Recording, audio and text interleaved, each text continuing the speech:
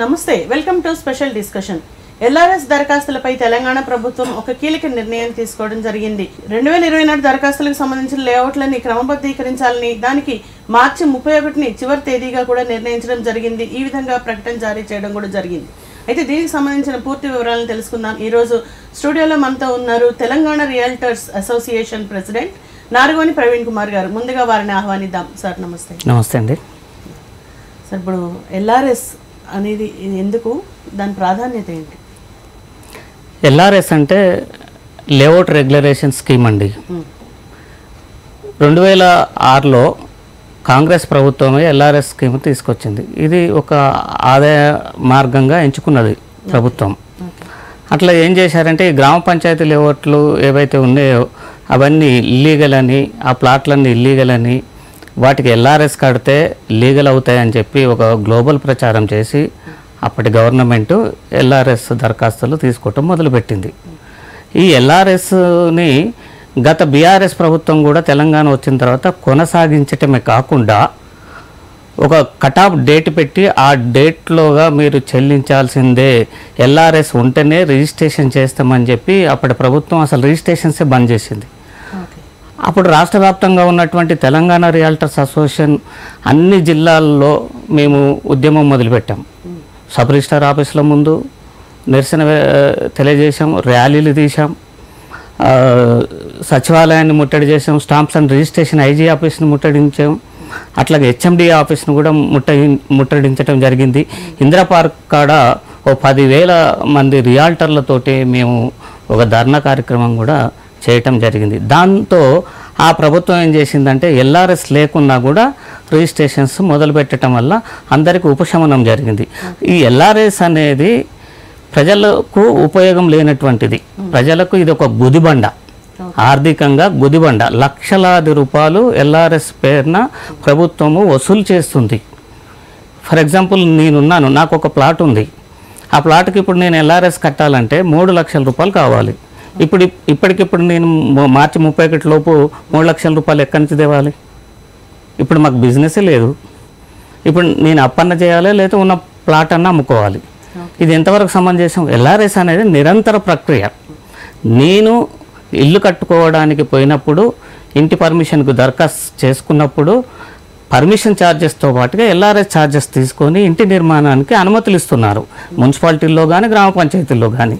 కానీ ఇప్పటికిప్పటికీ ఈ LRS దరఖాస్తుదారులు LRS కట్టాల్సిన అవసరం లేదు. మీ ఛానల్ నుంచి నేను ఎల్ఆర్ఎస్ దరఖాస్తుదారులకు ఒక పిలుపునిస్తున్నాను, ఎల్ఆర్ఎస్ కట్టకండి, మీరు ఇంటి నిర్మాణానికి వెళ్ళినప్పుడు మాత్రమే కట్టండి.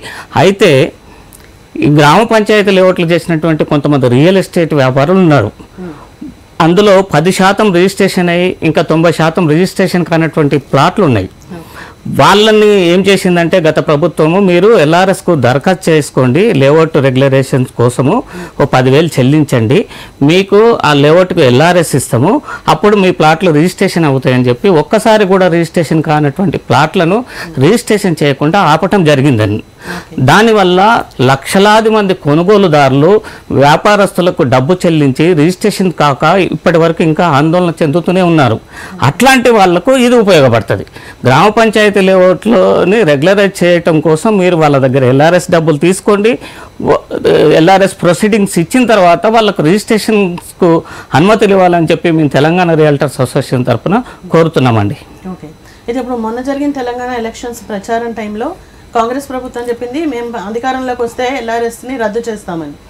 కానీ ఇప్పుడు ఇలా జరగడానికి కారణం ఏంటి అంటే, ఒక రకంగా తెలంగాణ ఇప్పుడు ఆర్థిక పరిస్థితి బాగలేదు, ఎన్నో కోట్ల అప్పుల్లో మునిగిపోయింది. ఒకవేళ దాని గురించి ఆదాయ వనరుగా దీన్ని తీసుకొని మళ్ళీ కొనసాగించడం జరుగుతుంది అంటారా? దీని కారణం ఏంటి? అప్పుడు మేము ఈ ఎల్ఆర్ఎస్కు వ్యతిరేకంగా ఎల్ఆర్ఎస్ రద్దు చేయాలనే ఉద్యమం చేస్తున్నటువంటి సందర్భంలో కాంగ్రెస్ పార్టీ, బీజేపీ పార్టీ, రాష్ట్రంలో ఉన్నటువంటి ప్రతి పార్టీ, రాజకీయ పార్టీలు మాకు సపోర్ట్ చేయటం జరిగింది. ఎల్ఆర్ఎస్ రద్దు చేయాలి, మా ప్రభుత్వాలు కనుక తెలంగాణలో ఏర్పడితే మేము రద్దు చేస్తామని కాంగ్రెస్ పార్టీ అన్నది, బీజేపీ పార్టీ అన్నది, ఇతర పార్టీలు కూడా అన్నాయి. అయితే ఇదే ఇప్పుడు ముఖ్యమంత్రి గారు కానీ, ఇప్పుడు ఉప ముఖ్యమంత్రి గారు కానీ, కోమటిరెడ్డి వెంకటరెడ్డి గారు కానీ, లేదా ఉత్తమ్ కుమార్ రెడ్డి గారు కానీ మా ప్రభుత్వం ఏర్పడితే మేము ఎల్ఆర్ఎస్ను రద్దు చేస్తామని చెప్పి ఆ రోజు వీళ్ళు చెప్పటం జరిగింది. అట్లాగే ఈ ముఖ్యమంత్రి గారు ఇంకా బీఆర్ఎస్ గవర్నమెంట్ను ఎద్దేవా చేస్తూ భవిష్యత్తులో ఈ బీఆర్ఎస్ గవర్నమెంట్ మ్యారేజ్ రెగ్యులరేషన్ స్కీమ్ కూడా తెస్తుందేమో అని చెప్పి కూడా ఎద్దేవా చేయటం జరిగింది. అట్లా చెప్పినటువంటి వాళ్ళు ఈరోజు ప్రభుత్వం ఏర్పడ్డ తర్వాత మళ్ళీ ఎల్ఆర్ఎస్ కావాలని చెప్పి ఎల్ఆర్ఎస్ వసూలు చేయాలని చెప్పి మార్చి 31 లోపే అందరూ కట్టాలని చెప్పి అల్టిమేటం జారీ చేయటం వల్ల ప్రజల్లో తిరుగుబాటు వస్తుంది. ఈ ప్రభుత్వాన్ని ఖచ్చితంగా రాష్ట్రంలో ఉన్నటువంటి ప్రజలు వ్యతిరేకిస్తారు. రాబోయే పార్లమెంట్ ఎన్నికల్లో, స్థానిక సంస్థల ఎన్నికల్లో ప్రతికూల ఫలితాలు ఈ ప్రభుత్వం ఎదుర్కోక తప్పనటువంటి పరిస్థితి ఏర్పడుతుంది. ఓకే, అయితే ఇప్పుడు గతంలో ట్రాఫిక్ రూల్స్ని అతిక్రమించి వెళ్ళిన వాళ్ళకి ఏవైతే పేర్కొని పోయే చలాన్లు వాటి మీద కొంత డిస్కౌంట్ ఇస్తూ కొన్ని వసూలు చేశారు అప్పట్లో. సో ఆ విధంగా ఒకవేళ మార్చ్ 31 లోపల అటువంటి డిస్కౌంట్స్ ఏమైనా ఇచ్చి కట్టమంటే అది ఎలా ఉంటుంది అంటారు? అంటే అది ప్రజల మీద భారం పడుతుందా? మేము కూడా ఏమంటున్నామంటే ఎల్ఆర్ఎస్ కట్టుకోవటం వల్ల ప్రజలకు ఉపయోగం ఏం లేదు. ప్రస్తుతానికి ఇప్పటికిప్పటికి వచ్చే లబ్ధి ఏమీ ఉండదు. పైగా వాళ్ళు సంపాదించినటువంటి డబ్బును లేకపోతే అప్పు చేసో ఎల్ఆర్ఎస్ కట్టాల్సి వస్తుంది. ఈ ప్రభుత్వానికి నిజంగా చిత్తశుద్ధి ఉండి ప్రజలకు భారం మోపకుండా నేనేమంటున్నా, ఓ 10 రూపాయలు తీసుకొని ఎల్ఆర్ఎస్ ఇవ్వండి. లక్షల రూపాయలు తీసుకుంటేనే రెగ్యులరైజ్ అవుతుందా, లీగల్ అవుతుందా? 10 రూపాయలు తీసుకోండి, ఓ 2 రూపాయలు తీసుకోండి, రూపాయి తీసుకోండి, చేయొచ్చు కదండి. అంటే మీకు ఆదాయం కావాలి. మీ ఆదాయం కోసము మీరు ఇచ్చినటువంటి ఉచిత పథకాలను నడపటం కోసము ఈ యొక్క ఆదాయ మార్గం వాళ్ళ కళ్ళ ముందు కనబడుతుంది అన్నట్టు. 1000 కోట్ల రూపాయలు ఇక్కడ కనబడుతున్నాయి. బలవంతంగా వసూలు చేస్తే ఈ 1000 కోట్ల రూపాయలతోటి వాళ్ళ హామీలు నెరవేర్చుకోవచ్చు అనేటటువంటి దురాలోచన ఈ స్కీమ్ వెనకాల ప్రభుత్వం ఆలోచిస్తుంది. ఓకే, అయితే ఇప్పుడు లేఅవుట్లు తయారు చేసేటప్పుడు దానికి సంబంధించి ఆ చుట్టుపక్కలంతా ఒక నీటి సౌకర్యం కానీ లేకపోతే మంచి రోడ్లు కానీ పురపాలక దీనికి సంబంధించిన ఏర్పాట్లు అన్నీ అక్కడ ఉంటే అది సక్రమమైన లేఅవుట్లు అవుతాయి. అదర్వైజ్ అవి అక్రమమైన లేఅవుట్లుగా కూడా పరిగణిస్తుంటారు. సో వాటిని కంట్రోల్ చేయడం కోసం అని చెప్పి ఏమైనా ఎల్ఆర్ఎస్ ఉపయోగపడుతుందా? లేదండి. ప్రభుత్వం హెచ్ఎండిఏ వచ్చిన తర్వాత కూడా హెచ్ఎండిఏ కానీ డిటిసిపి వాళ్ళు కానీ ప్రభుత్వ భూములకు అనుమతులు ఇచ్చారు, వక్ఫ్ బోర్డు భూములకు అనుమతులు ఇచ్చారు, ఇతర దేవాదాయ భూములకు కూడా అనుమతులు ఇచ్చారు. వీళ్ళు రియాల్టర్స్ అమ్ముకొని అవతల పడతారు, కొనుగోలుదారులు ఇబ్బంది పడుతున్నారు. హెచ్ఎండిఏ లేఅవుట్ అయినంత మాత్రాన అది క్లియర్ టైటిల్ అని అనుకోవడానికి లేదు. ఎల్ఆర్ఎస్ ఇచ్చినంత మాత్రాన ఆ ప్లాట్ క్లియర్ టైటిల్ అనేది అనుకోవడానికి వీలు లేదు. చాలామందికి ఇది ఒక అపోహ ఉంది. గ్రామ పంచాయతీ లేఅవుట్లలో కూడా అనుమతులు ఇచ్చేటప్పుడు గ్రామ సర్పంచ్తో పాటుగా వార్డు మెంబర్స్ ఉంటారు, గవర్నమెంట్ సెక్రటరీ ఉంటుంది, ప్లస్ రిజిస్ట్రేషన్ శాఖ రిజిస్ట్రేషన్ చేస్తుంది. అంటే ప్రభుత్వ శాఖలు అక్కడ ఉన్నాయి. నువ్వే రిజిస్ట్రేషన్ చేస్తావు, నువ్వే ఇల్లీగల్ అని ఎట్లా అంటావు? ఇల్లీగల్ ఎట్లా అవుతుంది? రిజిస్ట్రేషన్ చేయొద్దు కదా. ఇల్లీగల్ అయినప్పుడు రిజిస్ట్రేషన్ చేసి అది ఇల్లీగల్ అని చెప్పేసి మళ్ళీ ఇంత భారం ప్రజలపైన మోపి అసలు ఇవాళ ఇల్లు కట్టుకోవాలంటే సామాన్యుడు కట్టుకోలేనటువంటి పరిస్థితులు ఉన్నారండి. ఏదో పాపం వాళ్ళు 100, 200, 150 గజాలు కొనుక్కుంటే నువ్వు లక్షలాది రూపాయలు వాళ్ళ నుంచి వసూలు చేయాలనే దురాలోచన కరెక్ట్ అయింది కాదు. ఇంకా దారుణం ఏంటంటే ఏదైతే లేఅవుట్ ఉంటుందో ఆ లేఅవుట్లో పార్కులు లేనందుకు కూడా మేము పార్కులు కొనిస్తామని చెప్పి ఎల్ఆర్ఎస్లో కొంత మొత్తాన్ని గవర్నమెంట్ వసూలు చేస్తుంది. ఎక్కడ కూడా ఆ లేఅవుట్లో వీళ్ళు పార్కులు కొనిచ్చినటువంటి దాఖలాలే లేవు. అసలు సత్యదూరం అక్కడ వీళ్ళు డెవలప్ చేయలేరు కూడా. వీళ్ళు తీసుకొచ్చి ఈ పథకాలకు ఖర్చు పెట్టుకున్న తర్వాత అక్కడ డెవలప్మెంట్కి వీళ్ళు ఎట్లా ఉపయోగిస్తారండి? పోనీ వీళ్ళు చెప్పేటటువంటి హెచ్ఎండిఏ లేఅవుట్లకు కానీ డిటిసిపి లేఅవుట్లకు కానీ గ్రామ పంచాయతీకి లేఅవుట్కు మధ్యలో తేడా ఏంటంటే ఎక్కడో 30-40 కిలోమీటర్లు 50 కిలోమీటర్ల దూరంలో వీళ్ళు మౌలిక వసతులతో పాటుగా హెచ్ఎండిఏ లేఅవుట్ చేస్తారు.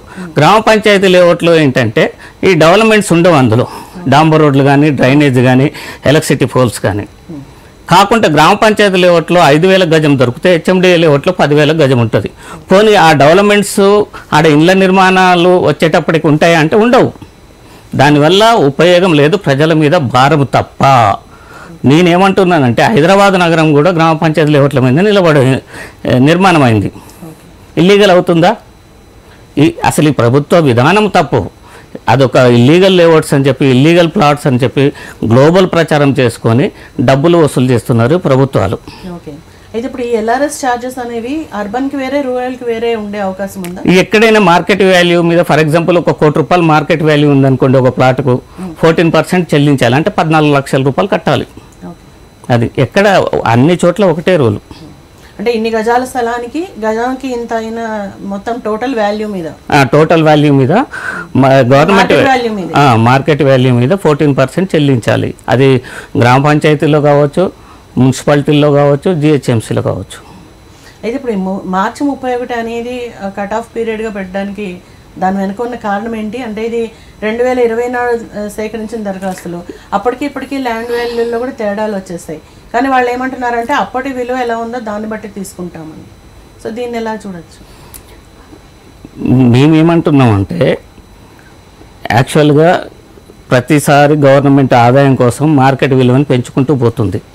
కానీ ఏ గవర్నమెంట్ వచ్చినా ఎప్పుడైతే దరఖాస్తులు సేకరించారో ఆనాటి మార్కెట్ విలువని ఆధారం చేసుకొని 14% తీసుకోవాలి. అది న్యాయమైనటువంటిది. సరే, మీకు ఆదాయం కావాలని చెప్పి మీరు ఇష్టం వచ్చినట్టుగా మార్కెట్ వాల్యూ పెంచుకుంటూ పోతూ పెంచినటువంటి మార్కెట్ వాల్యూ మీద తీసుకుంటానంటే అది ప్రజలకు మోయలేని భారం అవుతుంది, అదొక గుదిబండ అవుతుంది. కాబట్టి అది సరైనటువంటి పద్ధతి కాదని తెలంగాణ రియల్టర్స్ అసోసియేషన్ ఈ ప్రభుత్వానికి చెప్తుంది.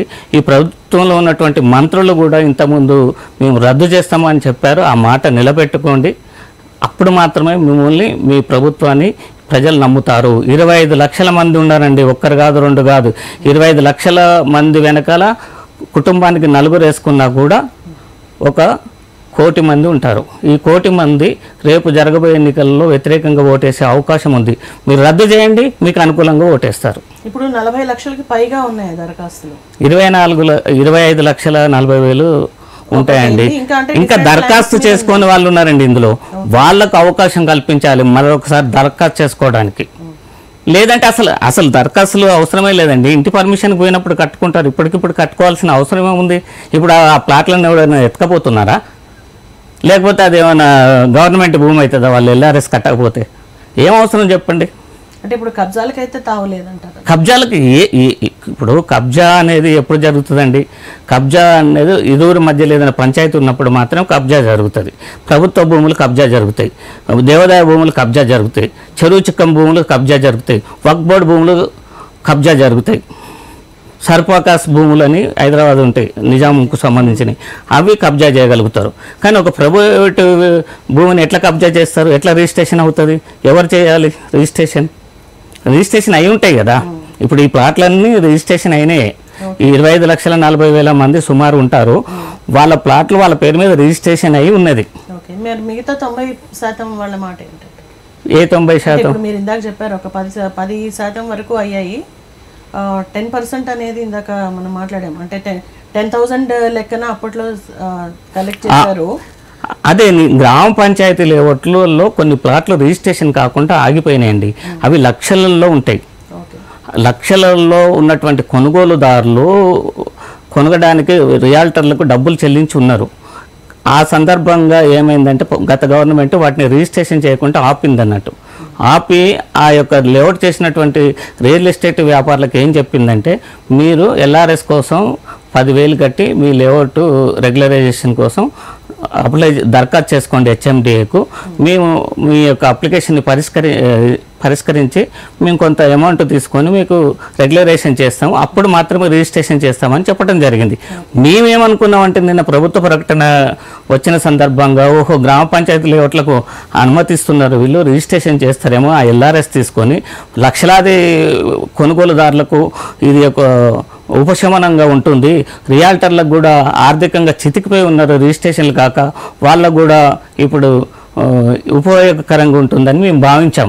తీరా చూస్తే వీళ్ళు 25,40,000 మంది కూడా ఇప్పుడు ఎల్ఆర్ఎస్ కట్టాలి, మార్చి 31 లోపు కట్టాలి అనేది మాత్రం కరెక్ట్ అయినటువంటి పద్ధతి కాదు. దానివల్ల ప్రజలకు ఎలాంటి ఉపయోగం లేదు. మరి అది రియల్టర్లకి శుభవార్త అంటూ ఇచ్చారు కదా న్యూస్ లో, మరి అది ఏ రకంగా అంటారు? ఎవరికి శుభవార్త? గ్రామ పంచాయతీ లేఅవుట్లు చేసి రిజిస్ట్రేషన్ ఆగిపోయినటువంటి వాళ్ళకు మాత్రమే శుభవార్త, ఒకవేళ వాళ్ళకి చేస్తే. కానీ అలాంటి స్పష్టత ప్రకటనలో లేదు. గ్రామ పంచాయతీ లేఅవుట్లను మేము రెగ్యులరైజ్ చేస్తాం, ఒక్కసారి కూడా రిజిస్ట్రేషన్ కాని ప్లాట్లను, ఒక్కసారి రిజిస్ట్రేషన్ అయిన ప్లాట్కు ఎలాంటి ఆటంకము ఇబ్బంది లేదు. ఒక్కసారి కూడా రిజిస్ట్రేషన్ కాని ప్లాట్లను వీళ్ళు రిజిస్ట్రేషన్ చేస్తే ఆ రియల్ ఎస్టేట్ వ్యాపారులకు, కొనుగోలుదారులకు ఉపయోగం ఉంటుంది. ఓకే, అయితే ఇప్పుడు ప్రభుత్వానికి ప్రయోజనమా ప్రజలకు ప్రయోజనం అంటే మీరు ఏం చెప్తారు? ప్రభుత్వానికి ఆదాయం కరెక్ట్, ఇది ఒక ఆదాయ మార్గం, ప్రజలకు ఎలాంటి ప్రయోజనం లేదు. అంటే గవర్నమెంట్ చెప్తోంది కింది స్థాయి మధ్య తరగతి వాళ్ళకి చాలా అంటే ఉపయోగకరం అనేది వాళ్ళు. ఏం ఉపయోగకరం అంటే మధ్య తరగతి ప్రజలు ప్రభుత్వానికి డబ్బు కడితే ఉపయోగకరం ఎట్లా అవుతుందండి? డబ్బు ఆ కట్టేటటువంటి ఎల్ఆర్ఎస్ అమౌంట్ను నువ్వు సగానికి తగ్గిస్తానో పూర్తిగా రద్దు చేస్తానో వాళ్ళకు ఉపయోగకరం. వాళ్ళ దగ్గర వసూలు చేసి వాళ్ళకేం ఉపయోగకరం, ఏం ఉపయోగం చెప్పమనండి. ఫలానా ఉపయోగం ఉంటుంది వాళ్ళకని. ఇప్పుడు కూడా వాళ్ళకి ఇల్లు కట్టుకోవాలనుకున్నారు అనుకోండి, గ్రామ పంచాయతీలో ఒక ప్లాట్ ఉందనుకుందాం సపోజ్, ఆ గ్రామ పంచాయతీకి పోయి ఇంటి నిర్మాణానికి దరఖాస్తు చేసుకుంటే వాళ్ళు ఎల్ఆర్ఎస్ తీసుకుంటున్నారు, పర్మిషన్ ఛార్జెస్ తీసుకొని నిర్మాణానికి అనుమతులు ఇస్తున్నారు. మరి ఇంకా నిర్మాణంకి పోయినప్పుడు కట్టుకుంటాడండి. నిర్మాణానికి పోకముందే నువ్వు ఇప్పుడే కట్టమనటం సమంజసం కాదు కదా. అంటే ఇప్పుడు ఈ రకంగా చూస్తే ప్రజలకు ఎటువంటి భారం పడింది అంటే, ఇప్పుడు సపోజ్ ఒక రియల్టర్ ఉన్నారు, లేఅవుట్లు అంటే కొన్ని వందల గజాలతోటి మీరు వాటిని విడదీస్తారు. సో అటువంటిప్పుడు ఇండివిజువల్గా ఎవరైతే కొనుక్కున్నారో వాళ్ళ తరఫు నుంచి తీసుకుంటారా, మీరు పే చేసుకుంటారా? ఐ మీన్ రియల్టర్స్ పే చేస్తారా? అది ఎట్టి పరిస్థితుల్లో ప్రతి ఛార్జ్ కస్టమర్ మీదనే పడుతుందండి. ఇప్పుడు రియల్టర్ ఇప్పుడు ఎల్ఆర్ఎస్ కింద హెచ్ఎండిఏకు కొంత డబ్బు చెల్లిస్తే ఆ డబ్బుని మళ్ళీ ప్లాట్ల మీదనే తిరిగి కొనుగోలుదారుల మీదనే భారం వేస్తారు. వాళ్ళు స్వతహాగానైతే చెల్లించి నష్టపోరు కదా. మరి వ్యాపారం అనేది లాభం కోసం చేసేటటువంటిది. ఖచ్చితంగా వాళ్ళు లాభాలు వచ్చేటట్లుగానే బిజినెస్ చేస్తారు. అది ఈ ఎల్ఆర్ఎస్ ఛార్జెస్ అనేది ప్రజల మీదనే పడుతుంది భారం. సో అయితే ఏ రకంగా చూసినా ప్రజలకి లాభం లేదు, కేవలం ప్రభుత్వానికే లాభం. ప్రజలకు నష్టం, ప్రభుత్వానికి లాభం. ఓకే, ప్రజలకు ఎలాంటి ఉపయోగం లేదు. ఇది ఒక గుదిబండ. ఇప్పటికిప్పుడు కట్టమంటే చాలామంది నాకు ఈ 2 రోజుల నుంచి విపరీతమైనటువంటి ఫోన్లు వస్తున్నాయి. అప్పుడు మనం తిరుగుబాటు చేసినాం కదా, మళ్ళీ వీళ్ళు రద్దు చేస్తామని చెప్పి ఇప్పుడు మార్చి 31లోగా కట్టమంటున్నారు, ఇది కరెక్ట్ కాదు కదా అని చెప్పేసి నాకు చాలామంది ఫోన్ చేసి అడుగుతున్నారు. ఓకే, మరి అయితే మీరు అప్పుడు ఉద్యమం చేశారు, ఇప్పుడు మరి ప్రభుత్వాన్ని ఏ విధంగా నిలదీయాలనుకుంటున్నారు? ఖచ్చితంగా అండి, వాళ్ళకు తగిన పనిష్మెంట్ అనేది రాబోయే ఎన్నికలలో జరుగుతుంది. అప్పుడు ఎందుకు మేము ఉద్యమం చేసినామంటే రిజిస్ట్రేషన్స్ బంద్ చేసింది ఆ గవర్నమెంట్. చాలా దుర్మార్గమైనటువంటి చర్య తీసుకుంది. అంటే వాళ్ళు కూడా ఒకేసారి ఎల్ఆర్ఎస్ రూపంలో వేల కోట్ల రూపాయలు వస్తాయి, ఈ రిజిస్ట్రేషన్స్ బంద్ చేస్తే భయపడి ప్రజలు కడతారని ఆ ప్రభుత్వం భావించటం వల్ల రాష్ట్ర వ్యాప్తంగా ఉన్నటువంటి రియాల్టర్స్ తిరుగుబాటు చేశారు, ప్రజలు తిరుగుబాటు చేశారు. ఇప్పుడు రిజిస్ట్రేషన్స్ నడుస్తున్నాయి కదా, ఇప్పుడు ఏం తిరుగుబాటు చేయరు. వీళ్ళు ఇప్పుడు మార్చి 31 లోపు కట్టమంటే కూడా ఎవ్వరూ కట్టరండి. 25 లక్షల దరఖాస్తుదారుల దగ్గర నుంచి ఈ ప్రభుత్వం ఎల్ఆర్ఎస్ 31 లోపు వసూలు చేయలేదు, వాళ్ళు కట్టరు. అప్పుడు దాని పర్యవసానం ఏముండదు. ఏం చేయగలుగుతారు చెప్పండి? పర్యవసానం ఏదైనా సీరియస్ విషయం ఏదైనా గవర్నమెంట్ తీసుకున్నది అనుకోండి, ఎన్నికల్లో తగిన ఫలితాలు అనుభవించాల్సి వస్తుంది, వ్యతిరేక ఫలితాలు అనుభవించాల్సి వస్తుంది. పార్లమెంట్ ఎన్నికలు ఉన్నాయి, నీకు స్థానిక సంస్థలు గ్రామ పంచాయతీ ఎన్నికలు ఉన్నాయి, మున్సిపల్ ఎన్నికలు ఉన్నాయి. రేపు వీళ్ళందరి దగ్గర బలవంతంగా నువ్వు డబ్బులు వసూలు చేస్తే మీకు ఓటేస్తారా మంచిగా వసూలు చేసినావని? మరి ఇప్పుడు లోక్సభ ఎన్నికలు రాబోతున్నాయి, ఎంపీ స్థానాలు ఇక్కడ నుంచి కూడా గెలవాలి. అవును. సో అటువంటి టైంలో ఇటువంటి నిర్ణయం తీసుకోవడం అదే మేము చెప్తున్నాం, ఈ ప్రభుత్వం దృష్టికి తీసుకొచ్చేది అదే మేము చెప్తున్నాము. మీరు ఈ యొక్క నిర్ణయాన్ని వెనకకు తీసుకోండి. ఎల్ఆర్ఎస్ అనేది నిరంతరమైనటువంటి ప్రక్రియ. వాళ్ళు ఇంటి నిర్మాణానికి పోయినప్పుడు మాత్రమే కట్టుకుంటారు. మీరు ఇప్పటికిప్పుడు వసూలు చేయమనటం కరెక్ట్ కాదు. అది ప్రజా వ్యతిరేక నిర్ణయం. ప్రజలు తిరుగుబాటు చేస్తారు. మీ ప్రభుత్వానికి రాబోయే ఎన్నికలలో తగిన శాస్త్ర చేస్తారని చెప్పి ఈ ప్రభుత్వాన్ని మేము హెచ్చరిస్తున్నాం తెలంగాణ రియల్టర్స్ అసోసియేషన్ తరఫున. ఓకే, అయితే కేవలం రిజిస్ట్రేషన్ ఛార్జెస్ ఉండాలి. ఇప్పుడు విడిగా అవి ఇంపోజ్ చేయొద్దు అనేది మీ వాదన. మేమేం చెప్తున్నామంటే ఒకవేళ నిజంగా గ్రామ పంచాయతీ లేఅవుట్లు ఏదైతే ఒక్కసారి కూడా రిజిస్ట్రేషన్ కానటువంటి లేఅవుట్లలోని ప్లాట్లకు ఎల్ఆర్ఎస్ తీసుకొని రిజిస్ట్రేషన్కు అనుమతిస్తే ప్రభుత్వానికి 2 విధాల ఆదాయం ఉంది. అటు రిజిస్ట్రేషన్ ఛార్జెస్ వస్తాయి, ఇటు ఎల్ఆర్ఎస్ ఛార్జెస్ వస్తాయి, కొన్ని వేల కోట్లు కలెక్ట్ అవుతాయి. కాబట్టి రిజిస్ట్రేషన్స్ ఇమీడియట్గా చేయండి అని చెప్పి ఈ గవర్నమెంట్కి మేము అడుగుతున్నాం, డిమాండ్ చేస్తున్నాం. అయితే ఇప్పుడు హెచ్ఎండిఏ డిపార్ట్మెంట్ ఏదైతే ఉందో దాన్ని ఇప్పుడు ఇన్వాల్వ్ చేసి అంటే వాళ్ళ ద్వారా ఏమైనా సాధించవచ్చు అంటారా? ఈ నిర్ణయాల్లో మార్చుకునే అవకాశం ఏమైనా ఉందా గవర్నమెంట్? ప్రభుత్వం మార్చుకోవాలి. ఇప్పటి వరకైతే దానికి సంబంధించినటువంటి ఆర్డినెన్స్ కానీ వివరాలు కానీ హెచ్ఎండిఏ వాళ్ళకు ప్రభుత్వం ఇంతవరకు ఇవ్వలేదు. ఎల్ఆర్ఎస్ మార్చి 1 లోపు వసూలు చేయండి అని చెప్పి వార్తలే వచ్చినాయి కానీ పేపర్ ప్రకటనలో టీవీ ప్రకటనలో వచ్చినాయి కానీ అధికారులకు మాత్రం ఎలాంటి ఆదేశాలు దానికి సంబంధించిన వివరాలు ఇంకా అధికారుల చేతిలోకి రాలేదు. బహుశా వారం రోజులలో రావచ్చు. Thank you so much for the participation. నమస్తే అండి. సో మార్చి 31 గడువు తేదీని నిర్ణయించినప్పటికీ రియల్టర్స్ ఎవరు కూడా ఈ దరఖాస్తులకు సంబంధించిన లేఅవుట్లకు సంబంధించిన రెగ్యులైజేషన్ ఛార్జెస్ని కట్టబోము అంటూ వారు చెప్తున్నారు. అలాగే ఒకవేళ ప్రతిబంధించి కనుక ఇటువంటి ఛార్జీలను వసూలు చేయడం అంటూ జరిగితే వచ్చే ఎన్నికల్లో పార్లమెంట్ ఎలక్షన్లో బుద్ధి చెప్తామంటూ రియల్టర్స్ అసోసియేషన్ ప్రెసిడెంట్ చెప్తున్నారు. సో ఇది ఇవాళ ఎపిసోడ్. మరో ఎపిసోడ్లో మళ్ళీ కలుద్దాం. Keep watching.